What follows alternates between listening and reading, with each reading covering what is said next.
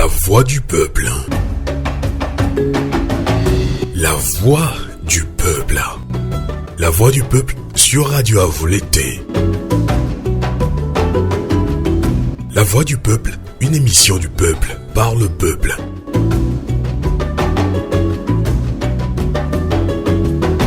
Bonsoir à toutes et à tous et merci d'être au rendez-vous de votre émission Phénomène de l'Afrique sur Radio Canal K en Suisse alémanique et La Voix du Peuple sur Radio Avoulété, la voix de la résistance du peuple togolais. La révision constitutionnelle au Togo qui passe d'un régime présidentiel à un régime parlementaire continue d'alimenter les débats au Togo et aussi à l'international. L'opposition et la société civile qui qualifient cette révision de coup d'État constitutionnel appelée à une manifestation qui vient d'être interdite par le ministre de l'administration territoriale. Et malgré les recommandations des évêques du Togo, le pouvoir de Lomé persiste dans son projet de révision constitutionnelle en organisant une tournée d'information et d'écoute avec les populations, notamment les chefs traditionnels. Ces chefs traditionnels serviront-ils de béquille pour le pouvoir dans cette machination politique? L'opposition et la société civile vont-elles enfin mener une synergie d'action afin d'établir un rapport de force conséquent face au pouvoir? Eh bien, dans cette émission, quelques tentatives de réponse avec nos invités qui vont nous accompagner en ligne depuis Lomé au Togo et en France. Merci de votre résistance sur Canal K et sur Radio Avoulété, la voix de la résistance du peuple togolais. Novio Avoulété, Kokole Tetenta.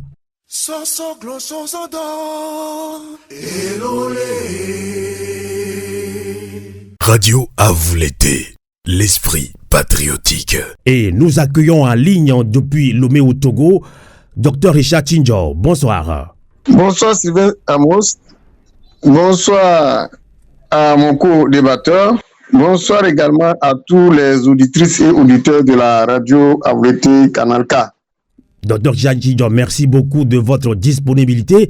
Je rappelle que vous êtes vice-président de DSA, les démocrates socialistes africains. Vous êtes aussi membre de GMC, Grand Mouvement Citoyen. On accueille en France Ambroise Koglo. Bonsoir. Bonsoir Sylvain. Salut tous vos auditeurs. Et je vous remercie. Je salue également mon co-débatteur. Et je souhaite bonne écoute à tout le monde. Merci à Ambroise Koglo. Vous nous suivez très souvent sur Radio Avoulété Canal K. Mais c'est la toute première fois que vous intervenez dans cette émission. Merci quand même. Vous êtes chef d'exploitation agricole. Vous êtes ancien secrétaire fédéral de la CDPA, un parti qui est aussi très connu au Togo. Et c'était justement dans le Zio à Tchévier, justement. Alors, merci de votre fidélité. Ambroise Koglo. Alors, rapidement, on parle de cette révision. Merci à vous aussi. Alors, on parle de cette révision constitutionnelle que de cœur, ou bien qualifie, surtout l'opposition à la société civile, qualifie de coup d'État constitutionnel. Alors, rapidement, on va parler de cette manifestation initialement prévue les 11, 12 et 13 avril prochains. Et malheureusement, on s'y attendait. Il y a beaucoup de théories qui le disaient, Sylvain. Pour eux, c'était prévisible pour le citoyen lambda que cette manifestation sera interdite. Et finalement, on peut donner raison à ces Togolais. Alors, Dr Richard Tchinjo, vous êtes politique. On vient d'apprendre que cette manifestation est interdite. Est-ce que c'était prévisible pour vous? Ou quelles sont les raisons avancées par le ministre de l'administration territoriale? Merci Amos. Merci pour le travail excellent que vous abattez pour l'éveil de conscience des citoyens togolais et des citoyennes, que ce soit sur le territoire national ou dans la diaspora. Effectivement, il était prévu une marche de protestation les 11, 12 et 13, 3 jours de marche de protestation contre ce coup d'État constitutionnel que le régime en place est en train de perpétrer. Et comme toujours, ils ont toujours des arguments pour refuser les manifestations de l'opposition démocratique et de la société civile. Le plus souvent, quand vous envoyez les notes, ils vont toujours vous dire que vous ne respectez pas les 5 jours prévus par la loi sur la manifestation et l'itinéraire. Et c'est ce qu'ils viennent encore de réitérer en relevant les deux aspects. Comme quoi, la note ne respecte pas, la note d'information ne respecte pas les 5 jours de manifestation. Or, si cette note-là avait été déposée avant les 5 jours, c'est-à-dire avait été déposée depuis vendredi, ça veut dire que normalement, jeudi, la manifestation devait tenir. Mais personne n'avait prévu que la date du mercredi 10 devait être un jour de fête pour les musulmans. Donc, on a l'impression qu'ils ont capitalisé, ils ont compté la date du mercredi dedans comme un jour férié, puisqu'ils ne prennent pas en compte samedi, dimanche. Donc, ils capitalisent la date du mercredi 10 avril comme un jour pour ne pas permettre à ce que la manifestation se tienne, vu que ça ne fait pas les 5 jours. Or, la note avait été déposée bien avant que nous tous nous ayons l'information selon laquelle la date du 10 devait être un jour férié. Ça, c'est un. Deuxième élément, il soulève la question de l'itinéraire. Comme quoi, l'itinéraire qui est prévu, il y a les marchés là-bas, il y a, en quittant Bekota jusqu'à, comme vous avez vu l'itinéraire, ils disent que non, il y a les marchés là-bas, que ça ne respecte pas l'itinéraire. Finalement, on ne comprend pas. Pourtant, quand eux, ils veulent manifester, quand eux, ils veulent faire leur manifestation, personne ne leur interdit. La dernière fois, nous avons vu l'appel à la mobilisation au siège de UNI de façon spontanée. Les gens, avant d'arriver au siège d'UNI, c'est pas, est-ce qu'ils sont tombés du ciel? Est-ce que c'est pas à la brousse qu'ils sont arrivés? N'est-ce pas qu'ils ont emprunté aussi des voies? Ils ont emprunté des voies qu'eux-mêmes ils interdisent pour aller se retrouver au siège.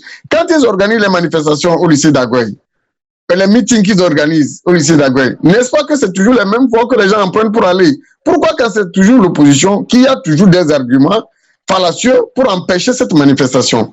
Je me rappelle qu'en 2022, en juin 2022, lorsqu'ils étaient en train d'inaugurer la route, la petite route qu'ils ont construite de 10 km, Ségbé à Dido Gomé à la frontière du Ghana, il y a eu des femmes dans la commune de Golf 7, il y a eu des femmes qui se sont retrouvées pour marcher et soutenir l'action du chef de l'État. Et pire encore, le meeting qu'ils ont organisé, ils ont tenu ce meeting-là au niveau du carrefour Sagbado, non loin de la station Total Sanol. Vous voyez déjà la station Total Sanol qui est à côté, un meeting qui se tient à côté au carrefour là-bas. Si c'était l'opposition, on vous dira que non, qu'il y aura un danger là-bas parce que pour l'opposition, ce sont des rebelles, ce sont des terroristes, ce sont des gens qui sont violents, c'est des gens qui ne peuvent pas, qui n'agissent pas bien. Et donc, il faut toujours réprimander. Pourquoi c'est toujours eux? Quand c'est eux, on les favorise. Mais quand c'est les autres, on les empêche. Vous voyez la violation de la loi qu'eux-mêmes, ils ont réussi à mettre en place. Tout ceci doit s'arrêter parce qu'à un moment donné, il faut avoir la descendance de l'esprit. De comprendre que tout ce que nous voulons pour ce pays, c'est que nous voulons le bien de ce pays. En marchant, en protestant contre cette violation de la Constitution, c'est toujours dans l'intérêt de nous tous. Ce n'est pas dans l'intérêt de l'opposition. Vous rappelez que la Constitution de 92, qui aujourd'hui sont en train de rejeter, c'est une Constitution qui avait été adoptée par référendum le 27 septembre en 92 et promulguée le 14 octobre 92, à presque 98%. Mais après avoir charcuté, fait une chirurgie de cette Constitution, ils l'ont modifiée en décembre 2002. Ils ont révisé plutôt en décembre 2002, modifié le 7 février 2017 et modifié encore le 15 mai 2019. 3 modifications de cette même constitution que le peuple a adoptée par référendum. Mais personne ne leur a rien fait. Qu'est-ce qu'on leur a dit? On leur a toujours demandé de ramener cette constitution originale de 92. Ils ne l'ont pas fait. Mais qu'est-ce qui les pousse aujourd'hui à rejeter cette constitution et à basculer vers un régime parlementaire? Est-ce qu'ils ont déjà expérimenté, est-ce que le Togolais a déjà expérimenté le régime présidentiel? C'est toujours le même pouvoir qu'on a connu depuis qu'on a adopté cette constitution de 92. Si aujourd'hui les gens décident de marcher pour dénoncer ce qui est en train de se faire, c'est tout à fait normal qu'on puisse les autoriser. Comme on autorise les autres aussi dans leurs manifestations. C'est dommage qu'on soit là toujours à refaire les mêmes choses. Mais dans tous les cas, je rappelle que la marche est reportée. Les dispositions sont en train d'être prises. Donc, si je comprends bien, finalement, suite à cette interdiction, l'opposition décide aussi de reporter les manifestations. Nous allons reporter et ceci la manifestation. Pour mieux s'organiser ou bien on a un petit peu... Pour mieux s'organiser. Et je rappelle que d'autres groupes ont rejoint le groupe qui a lancé et notamment la manifestation. Et actuellement, ils étaient en réunion. Ils sont en réunion pour pouvoir mieux planifier la manière dont on veut bien comprendre. Bon, ce n'est même pas deux groupes. On sait que nous sommes tous des Togolais, des citoyens qui veulent comprendre pourquoi on s'acharne tant à aller vers ce régime parlementaire. Pourquoi cette révision constitutionnelle? Alors, il y a l'ANC, l'ADI, PSR, FDR, Front Citoyen Togo Debout. Donc, il y a encore d'autres groupes. Qui sont ces groupes qui ont rejoint maintenant le premier groupe? Par exemple, le groupe Touche pas ma constitution a rejoint le groupe. Vous allez trouver le Parti des Togolais, et la DMP, et le quart rénové de Kissi, Orodjikpa. Donc, c'est des mouvements qui sont en train de rejoindre le premier groupe qui a lancé le mouvement. Donc, une synergie d'action est en train de se mettre en place. Une synergie d'action, bien sûr, une synergie d'action. Dira-t-on de toutes les forces vives démocratiques au Togo? Bien sûr, c'est ce qui est en train de se faire actuellement. On va encore réintroduire la même note, tout en respectant les 5 jours, puisque eux, ils fixent, comme je l'ai dit, la date du 10 comme un jour férié qui ne fait pas partie des 5 jours. Et donc, ça réduit le nombre de jours. Or, pourtant, personne n'avait prévu cette date-là. Eux-mêmes ne savaient pas que la date de Ramadan devait être sur le mercredi. Ce qui nous intéresse, Dr. Richard Tinjo, nous sommes la voix des sans-voix, la voix des opprimés. Nous avons reçu beaucoup de messages par WhatsApp, par mail, par SMS. Beaucoup de Togolais au pays, tout comme de la diaspora, nous posent des questions sur ces manifestations des 11, 12 et 13 avril. La diaspora se prépare aussi à aider d'une manière ou d'une autre.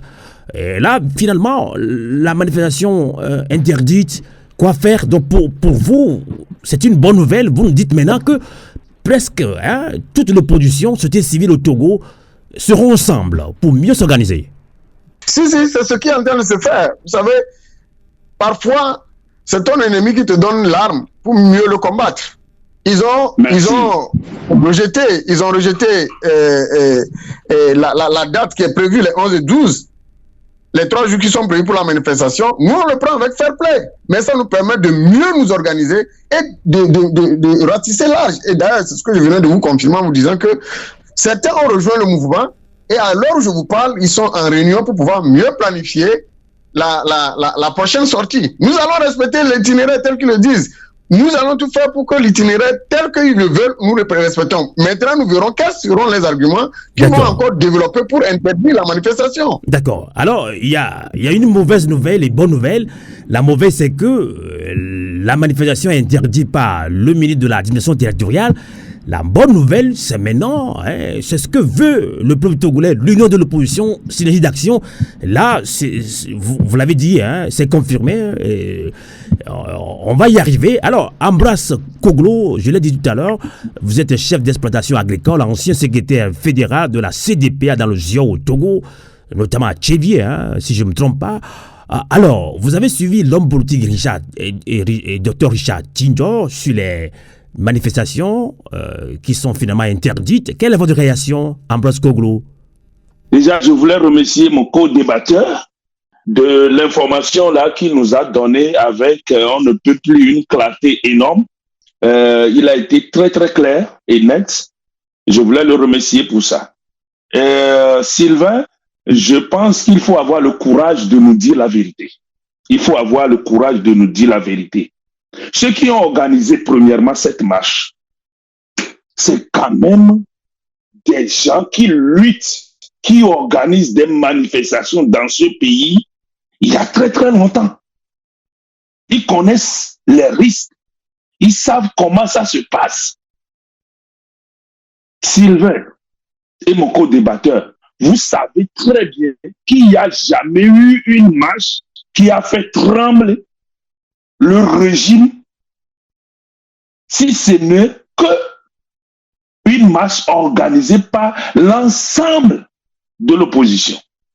Depuis 90, depuis le code, quand toute la classe de l'opposition est ensemble, ils organisent une marche. Ça fait trembler le régime. Les dernières années là, nous avons constaté que l'ANC, regroupé au sein de CST, je crois, avec certains partis, et il y a d'autres partis qui étaient à côté, à organiser des années durant des manifestations qui n'ont jamais fait trembler le régime. Avec Arc-en-Ciel, la CDPA a regagné l'ANC, tout ça là. Ils ont, cap 2015, ils ont organisé des manifestations. Ça n'a pas fait trembler le régime. Tipi Achadam est venu. Il a lancé sa première manifestation. À Sokoré, là-bas, ça a tourné. À Goué, ça a tourné. Mais ça n'a pas fait trembler le régime comme pour la C14. Parce qu'ils étaient tous ensemble. Et moi, je pense que pour une situation comme ce que nous vivons là, celle-là que nous vivons actuellement, la manifestation ne devrait pas organisée par un petit groupe à part. Ça ne marchera pas. En tout cas, je ne pense pas que... Attendez, je ne vous coupe pas. On peut comprendre votre réaction, mais vu la situation sociopolitique au Togo, on ne va pas attendre un grand nombre de personnes avant de lancer une manifestation. C'est bien fait. Hein? Non, ils ont bien... Moi, je pense que les autres mouvements ont bien fait de se rallier. Ça, c'est bien. Sylvain. Ça, c'est bien. Oui, moi, je pense... Maintenant, oui. Sylvain, il faut que au moins une fois que nous arrivions à dire la vérité à nos leaders. Comme ça, prochainement, pour le faire, il n'y aura plus l'erreur. Tu vois, l'erreur est humaine, mais la persistance dans l'erreur est diabolique. Il ne faut pas qu'on les laisse tomber dans les mêmes erreurs. Dès le commencement, ils devraient s'appeler. Chacun devrait déposer son âme par terre. En tout cas, Ambroise Koglo, je vous comprends. Vous voulez arriver encore à tout ce que veulent les populations togolaises, justement l'union de l'opposition. Maintenant qu'ils sont ensemble, vous allez voir que ça va marcher. Bien au Djoula, ils doivent l'organiser ensemble. Mais est-ce qu'il faut annoncer, quand vous savez que vous êtes en face d'un régime dictatorial, ce n'est pas seulement un régime dictatorial, un régime qui a plus de 50 ans. Nous organisons une manifestation. Nous devons bien réfléchir. On ne peut pas tout dire ici. Nous devons bien réfléchir. D'accord. Nous devons savoir que si nous écrivons, ils vont refuser. Nous devons savoir qu'ils ne vont pas nous laisser, qu'ils vont mettre des flics partout. Maintenant, qu'est-ce qu'il faut faire pour les obliger à nous accepter? Comment établir un rapport de force conséquent, c'est ça? C'est ça, et je les invite à faire ça au cours de leur réunion avant d'adresser une nouvelle note au régime. Maintenant, moi, je ne veux pas que nous mettions la charrue avant le bœuf. D'accord. Le problème qui amène tout ça là, c'est la révision, c'est le coup d'état constitutionnel qui est là. J'aimerais revenir là-dessus avant de parler de la manifestation. On va en parler. Pour que les gens comprennent. Oui, on va en parler. Alors, on est encore sur cette manifestation initialement prévue les 11 et 12, 13 avril prochains, malheureusement interdite par le ministre de l'administration territoriale. Alors, vous avez suivi les doléances de Ambroise Koglo. Il rejoint un petit peu, à peu près ce que pensent beaucoup de Togolais d'ailleurs, Dr Jatinho. Oui. Actuellement, le vœu le plus cher de la population, c'est de voir tous les leaders de l'opposition, de la société civile se mettre ensemble, main dans la main, pour pouvoir se battre pour une action concertée. Et c'est ce qui est en train de se faire.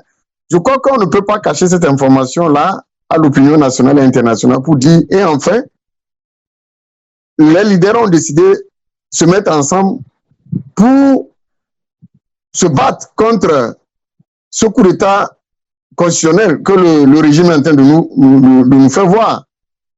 Lui-même, il a eu, le grand frère Ambroise l'a dit, que lorsque la C14 s'est mis ensemble, les partis de la C14 se sont mis ensemble, cela a fait bouger le régime. C'est ce que nous sommes en train de vouloir rééditer. Après les élections de 2020, vous avez vu tout ce qui s'est passé. Les attaques par ici, les invectives par là, et ça ne permet pas à l'opposition, à toute l'opposition, de mieux s'organiser et se mobiliser autour d'une action commune. Mais aujourd'hui, c'est la nature même qui nous offre l'opportunité de faire bas la terre, d'oublier nos querelles d'antan. Ce n'est pas la nature, c'est le régime même qui impose à l'opposition aujourd'hui d'être ensemble pour faire cette lutte. D'accord. C'est une manière de le dire. Quand je dis la nature, c'est pour vous dire que c'est la nature qui leur a poussé de nous offrir cette opportunité de se mettre ensemble. Parce que c'est eux aussi qui étaient à la base de notre division. Donc, si aujourd'hui, l'opportunité nous est offerte, il faut la saisir. Et on ne peut pas cacher maintenant l'organisation interne. On ne peut pas organiser une telle manifestation sans déposer une note d'information. Le faire, vous savez, comme ils savent très bien le faire, habiller les gens, étiqueter les gens, ils diront voilà, c'est un groupe de rebelles, c'est des gens, c'est des terroristes, atteintes à l'intégrité physique, je ne sais pas. Ils ont déjà des choses qu'ils ont préparées dans leur laboratoire, qu'ils utilisent pour habiller. Vous voyez le cas de ce qui s'est passé avec les collègues de la TMK, qui sont sortis et qui demandent à ce qu'on arrête les élections et qu'on se mette dans un creuset pour s'asseoir et réfléchir sur comment redémarrer ce pays-là. Mais aujourd'hui, ils sont où? Ils sont tous en prison. Pourtant, le décret présidentiel a convoqué le corps électoral pour le 20 avril, c'est-à-dire pour les élections du 20 avril 2024.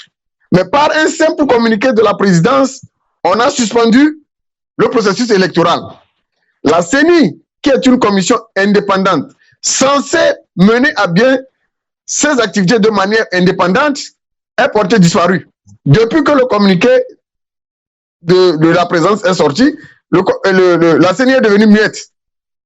Vous voyez un peu ce qui se passe dans le pays? Vous voyez la manière dont on traite les citoyens, qu'on traite les Togolais? Non, ce n'est pas bien. C'est pour cela que nous estimons que nous ne pouvons pas faire cette manifestation sans déposer une note d'information. Nous allons faire ce que la loi confère, leur loi qu'ils ont essayé de remodifier. Je ne parle pas de la loi originale bourdonnaise, je parle de celle que l'Assemblée là a contribué à modifier. Rendra la restriction de liberté. Docteur Richard Tinjo, je ne vous coupe pas. En même temps, vos collègues de la DMK Dynamique Monseigneur Poudron ont été arrêtés mercredi dernier. Ils étaient en pleine activité dans un marché à Lomé. Voilà, ils sensibilisaient les populations. Ils leur disent on doit se soulever contre ce coup d'État constitutionnel. Attendez, Ambroise Kpoglu, on veut voir la réaction de Dr. Tinjo.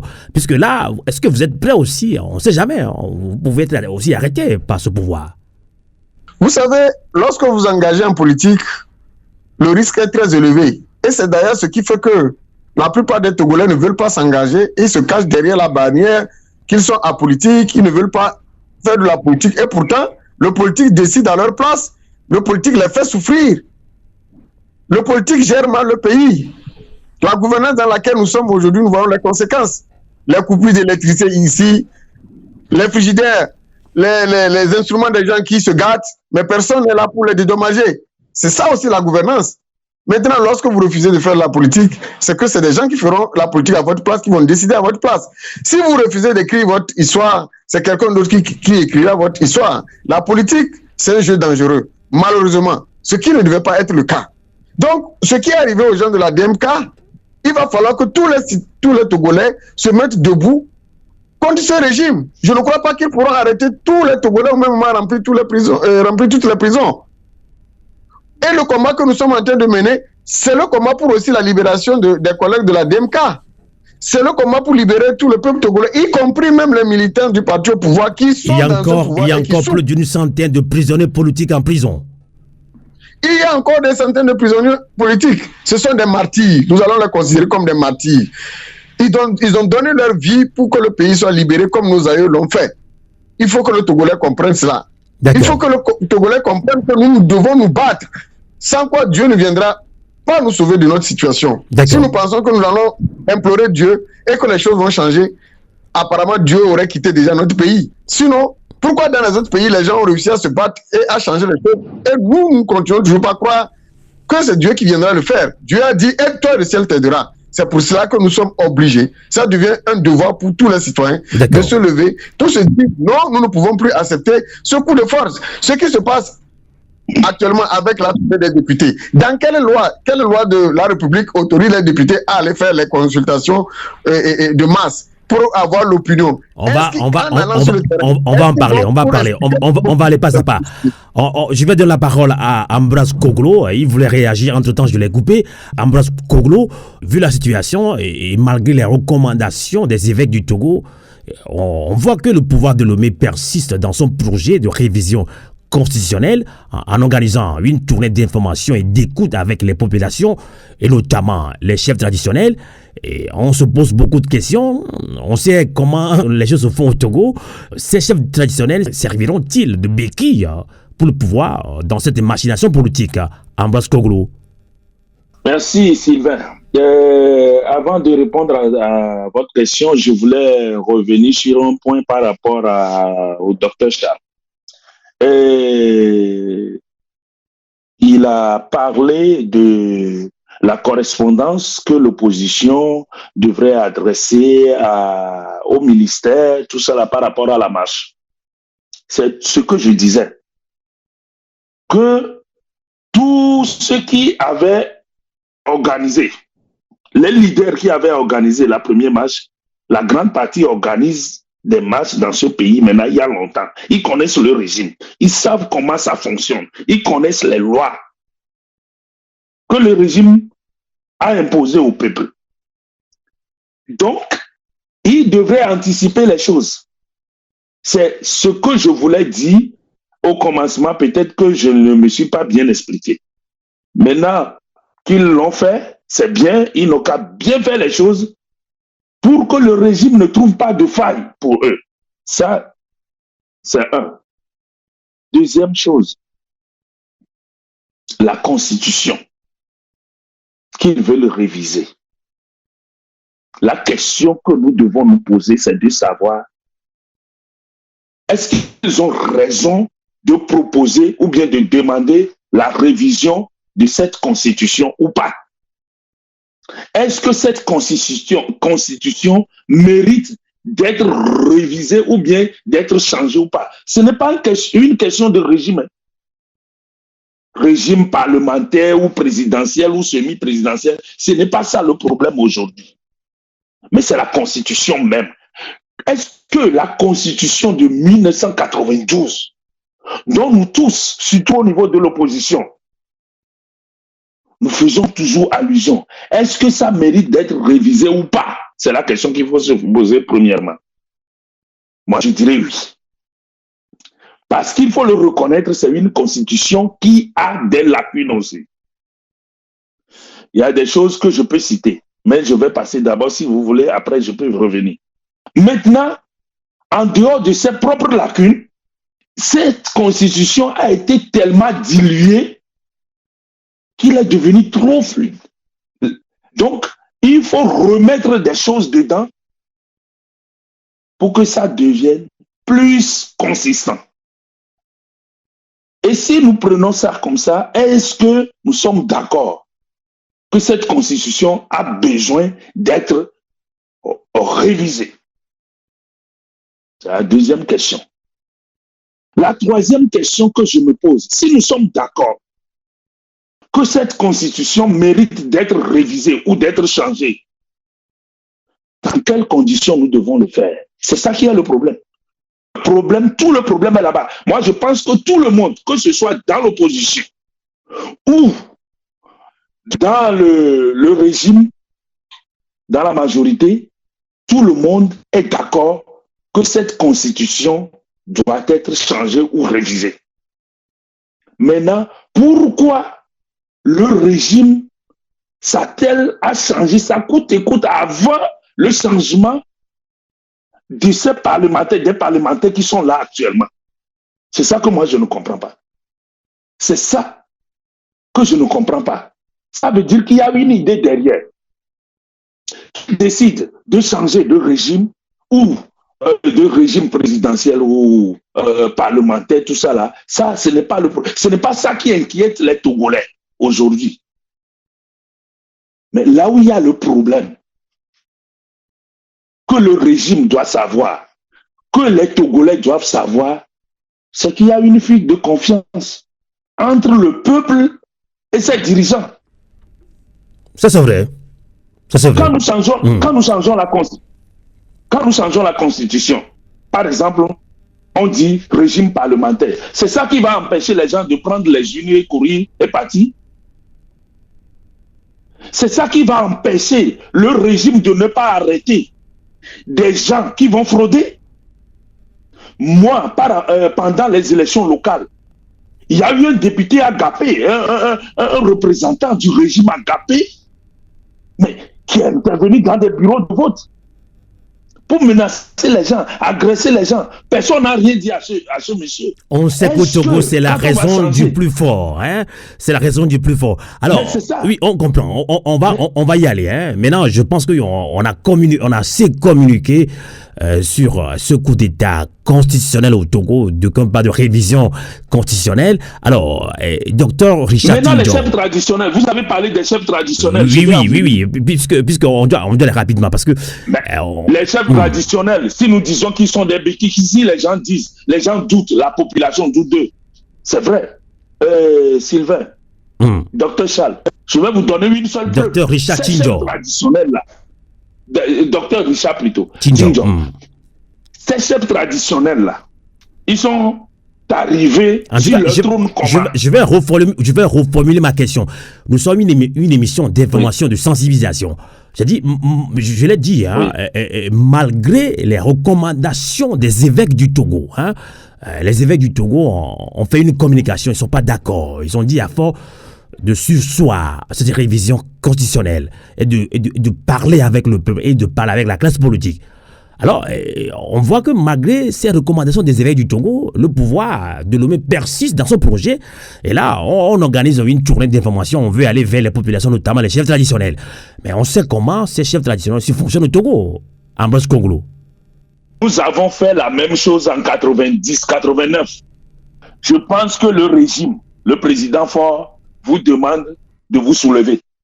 Parce que peut-être que lui-même, il ne peut pas le faire. Il a les mains liées et il demande au peuple de se soulever pour dire non à son régime. Et en même temps, il va sortir, il va sortir les militaires pour les tuer, c'est ça?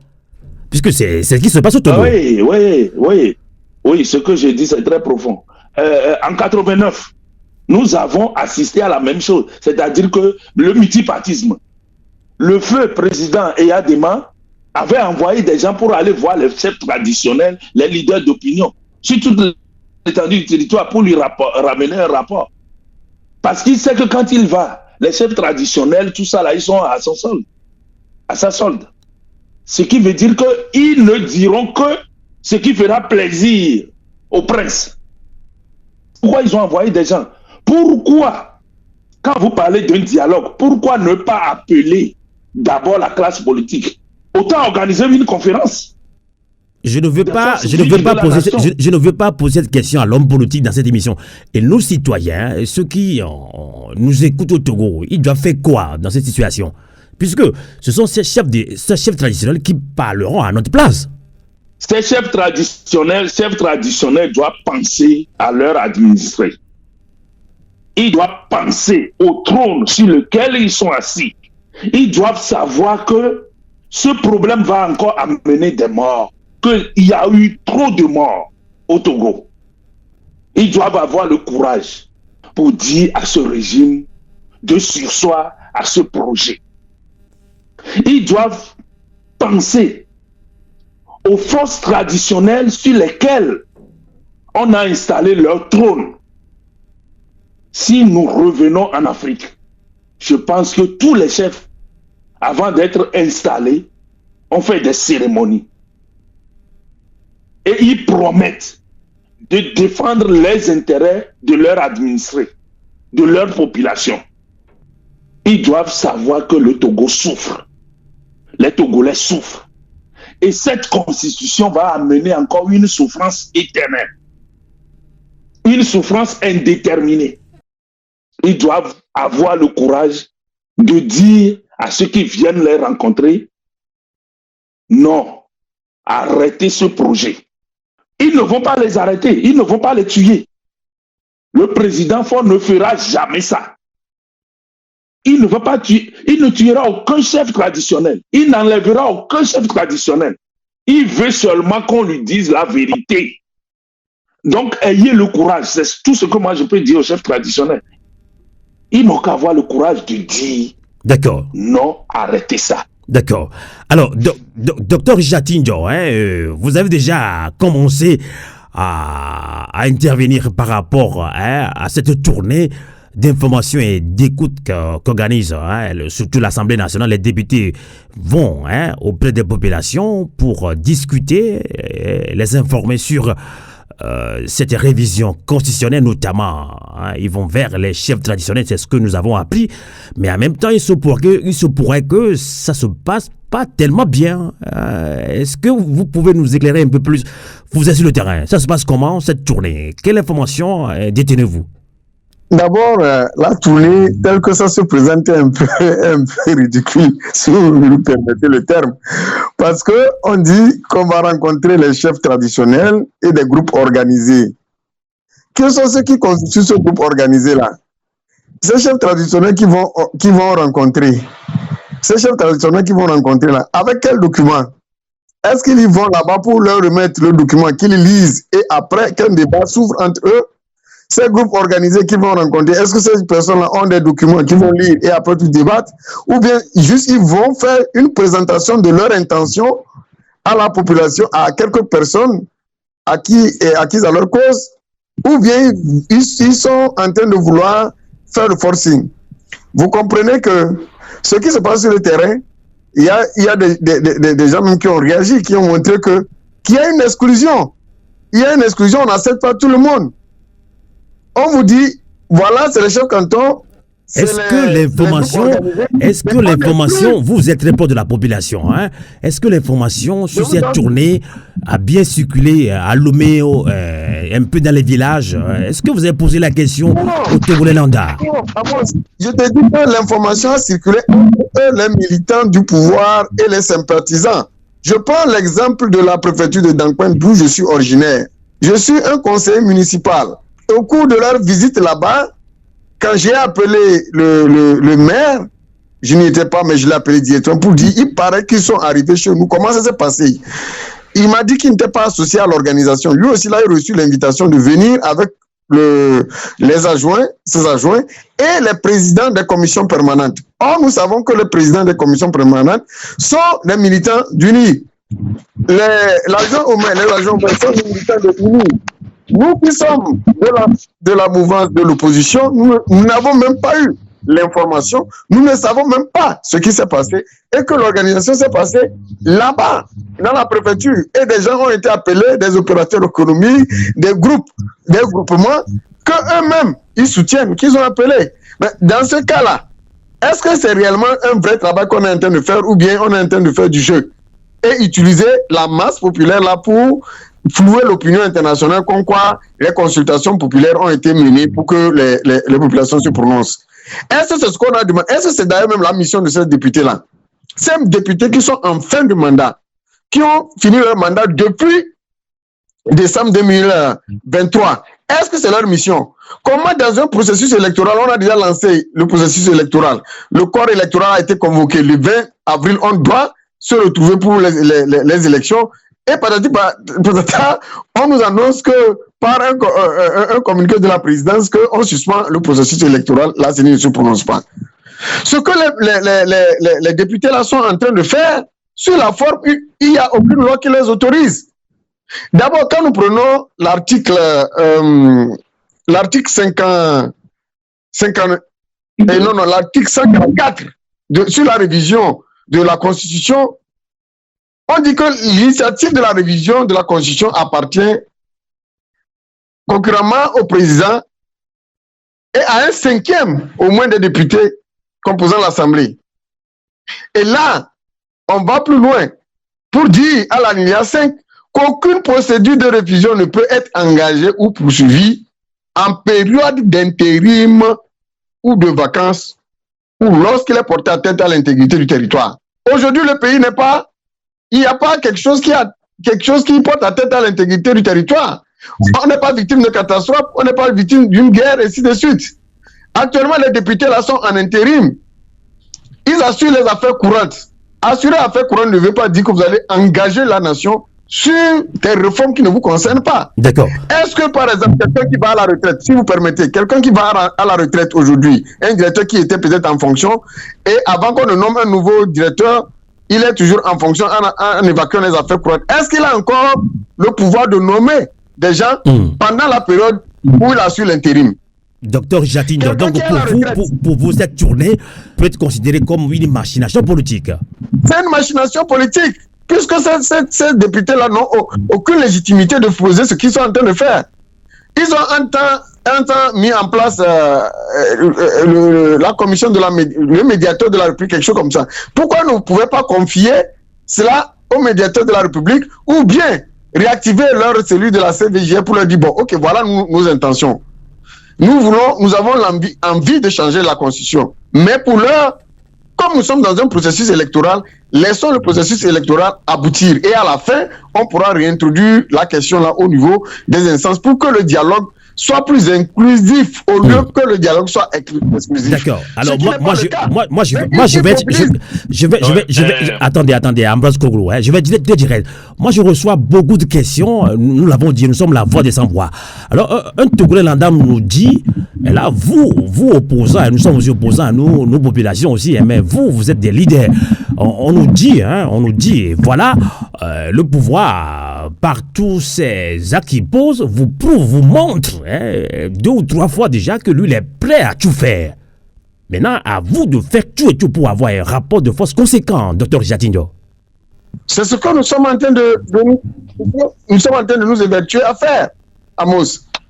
Vous avez vu la manifestation qui a été lancée, c'est toujours dans l'optique de mieux s'organiser pour pouvoir affronter ce coup d'État constitutionnel. Ils ont demandé d'annuler cette manifestation. Jusqu'alors, il n'y a pas de problème. Nous allons prendre de nouvelles dispositions pour remobiliser davantage. Et lorsque la mobilisation sera, eux-mêmes, ils comprendront que c'est le peuple maintenant qui s'est levé. Ce n'est pas quelques individus autour des petits intérêts qui veulent mettre à feu à sang le pays. Vous voyez, la constitution même qu'eux disent qu'ils veulent changer. Nous avons suivi sur le plateau de la TVT les élites du pays proches du régime qui ont montré qu'ils ne disposaient même pas ce texte-là. Maintenant, vous défendez quoi? Vous défendez un contenu qui n'existe pas. D'accord. On a compris. Ambroise Koglo, allez-y. Ambroise Koglo. Ce sont les chefs traditionnels là qui vont. On va aller à l'essentiel. On t'en vers la fin. Ambroise Koglo, votre réaction. Oui, docteur Richard, pourquoi nous savons aujourd'hui que sur toute l'étendue du territoire, dans toutes les préfectures, il y a des représentants de l'opposition. Même si tous les partis ne sont pas représentés dans toutes les préfectures, il y a quand même un parti représenté dans une préfecture. Si on prend l'opposition en général, pourquoi vous n'envoyez pas, les partis de l'opposition n'envoient pas leurs candidats ou leurs représentants fédéraux, cantonaux, et leurs représentants de section, leurs représentants de préfecture, pour aller rencontrer leurs chefs et leur transmettre des messages des Togolais, les messages de leurs leaders, leur dire de ne pas s'associer à ce projet avant que les gens ne passent. Parce que si on t'empêche de courir, tu dois te débrouiller à te cacher quand même. C'est ça. Pourquoi l'opposition ne fait pas ça? Vous êtes sur le terrain. En tout cas, Ambroise Koglo, nous aussi de la diaspora, on peut aussi contribuer. Et moi, personnellement, on n'est pas souvent d'accord. Qu'on pointe du doigt tout le temps l'opposition. Que faisons-nous aussi? Non, c'est que je dis. Non, Sylvain. Non, soyons honnêtes, soyons francs envers nous-mêmes. Est-ce que tu vois? si nous ne sommes pas francs envers nous-mêmes, on est francs dans cette émission. On doit aussi partager le travail quand même aussi. Je parle au niveau... Oui, mais oui, je sais qu'on doit partager le travail.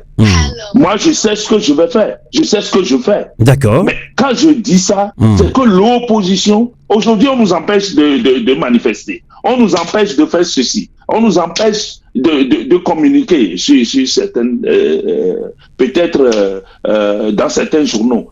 Mais nous avons nos représentants quand même, c'est le moyen le plus sûr. Un seul représentant peut se lever pour aller rencontrer un chef. D'accord, on va pas dans cette émission étaler la stratégie que va adopter maintenant l'opposition, puisque ça, on va pas le faire. Alors, docteur Chatinjo, maintenant, que vous le vouliez ou non, c'est vous, les leaders, qui tenez cette mobilisation là.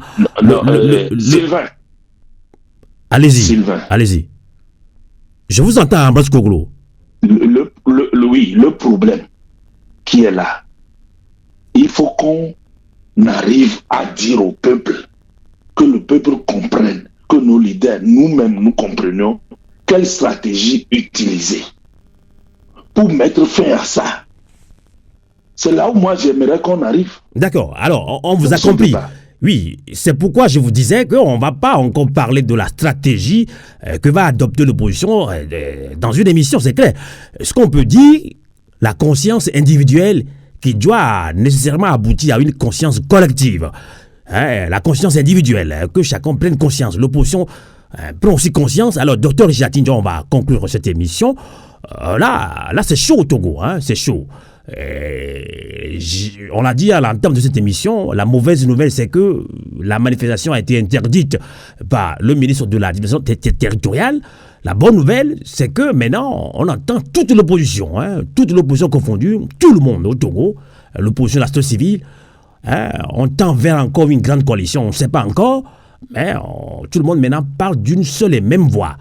Alors on peut se poser la question, maintenant, allons-nous sincèrement travailler avec une rigueur au niveau de l'opposition? Que direz-vous pour conclure cette émission? Amos, merci. Je dirais que nous n'arriverons à atteindre notre objectif que si la conscience individuelle prend le dessus pour que la conscience collective nous permette d'atteindre l'action. L'opposition fait ce qu'elle peut faire dans des conditions difficiles. Il revient maintenant aux citoyens d'être aux côtés de cette opposition et se battre. Nous savons aujourd'hui ceux qui se battent du côté du peuple. Nous savons aussi aujourd'hui ceux qui se battent aux côtés de la minorité. Cette révision de la Constitution ou cette réécriture, on ne sait même pas finalement quel est le concept qu'il faut retenir. Si on lit très bien l'intention de ces gens, c'est pour nous donner l'impression d'aller vers une monarchie qui ne dit pas son nom. Sinon, l'article 59 nous dit que la seule voie pour pouvoir changer de constitution, c'est la voie référendaire. Pourquoi les gens ne veulent pas passer par là? Pourquoi on ne peut pas laisser que les élections se passent et que la nouvelle assemblée mise en place réfléchisse sur l'éventualité ou bien la possibilité de réviser ou bien de réécrire la constitution et qu'on est obligé de presser les choses, suspendre le processus électoral. Pourtant, ce sont les mêmes personnes ici, je me rappelle, quand en 2017, on se battait pour les réformes, ce sont les mêmes personnes qui nous disaient que le protocole additionnel pour la bonne gouvernance de la CEDEAO interdisait toute modification de la Constitution pour aller aux élections avant 6 mois. Mais eux, ils le font à quelques jours des élections, mais personne ne dit rien. Les mêmes personnes qui nous opposaient des arguments aujourd'hui ils font juste le contraire. Et là, le peuple va observer jusqu'à quand? On va se taire jusqu'à quand? Pourquoi on nous piétine comme ça? Autant les laisser diriger et que nous tous nous subissons. Aujourd'hui, lorsqu'on coupe l'électricité aux gens, les paisibles citoyens, les honnêtes citoyens qui paient leurs factures, mais qui ne peuvent pas jouir de leurs droits de consommateur. Pendant ce temps, les sociétés qui doivent et qui reçoivent des subventions de l'État ne peuvent pas directement faire des ponctions sur leurs subventions et payer la facture. Mais ce sont les citoyens qui doivent encore endosser, payer le lourd tribut. L'histoire d'Amu, ici, vous n'avez pas la politique de votre moyen, ne le faites pas. Vous voyez comment les gens vont se mettre à souffrir parce que cette minorité veut se maintenir éternellement au pouvoir. Je crois qu'il ne sert plus à rien de jeter l'anathème sur l'opposition, c'est de se mobiliser autour de cette opposition pour le travail et le jeu qu'ils sont en train de faire, afin que nous puissions libérer tout ce pays-là. Si on va recenser toujours le passé, celui-ci n'est pas bon, celui-ci est comme ça, celui-ci est vendu, il a acheté, il a pris l'argent, il a fait ceci. Toi, qu'est-ce que tu fais pour changer la situation du pays? Tu fais quoi pour changer la situation du pays? Il ne faudrait plus que quelqu'un dise que non, c'est ceux-là qui doivent lutter pour nous tous. Je pense que je vais vous laisser continuer, vous avez encore 1 minute. Je pense que l'annonce que vous venez de nous donner dans cette émission va donner encore beaucoup de courage à la population togolaise lambda. Tous ceux qui veulent une union de l'opposition, une citation ou une d'action, c'est le moment à jamais. Donc je ne pense pas qu'on reviendra encore l'opposition a fait ceci. Non, je ne pense pas que ça c'est derrière nous ça. Ça, on est sûr, on va avancer. Dr Chatinjo. Voilà, et l'appel que je voudrais aussi ajouter, c'est que tous les autres qui ne sont pas encore mobilisés pour adhérer à ce mouvement d'ensemble, que ces personnes-là se mobilisent. Que la diaspora aussi commence déjà par se mobiliser, rentrer dans la diplomatie, que les partis de l'opposition qui n'ont pas encore lancé l'appel rejoignent le grand mouvement qui est en train de se créer pour que nous puissions mettre la pression sur ce régime.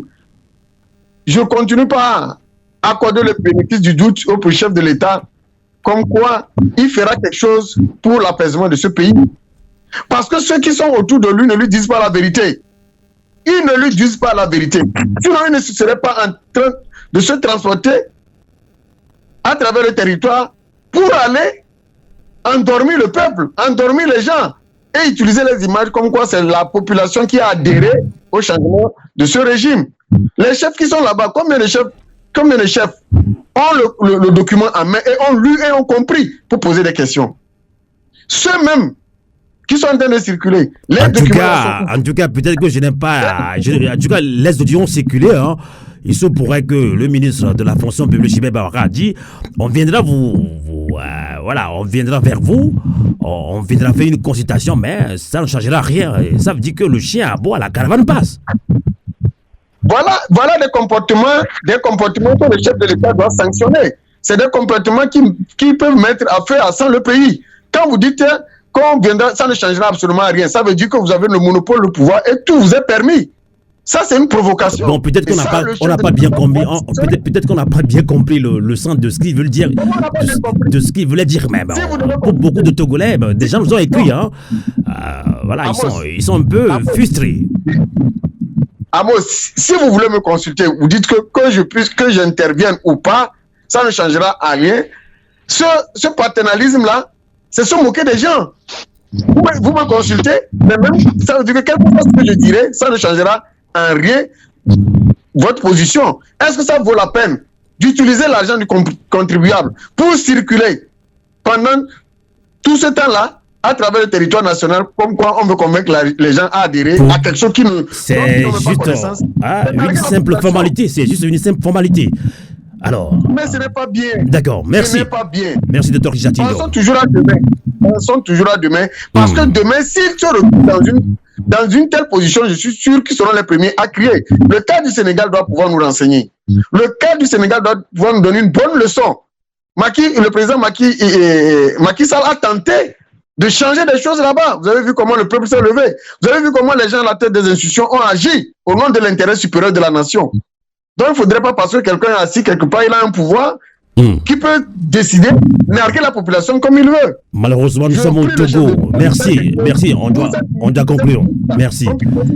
Ah, ça souffle chez vous, Dr Chatinjo. Hein?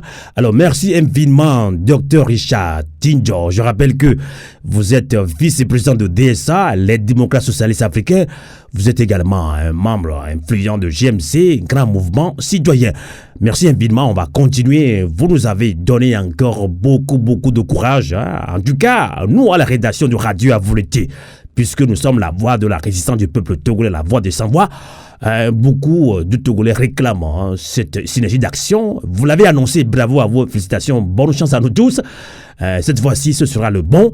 Tenons bon. Alors, merci infiniment et la lutte continue.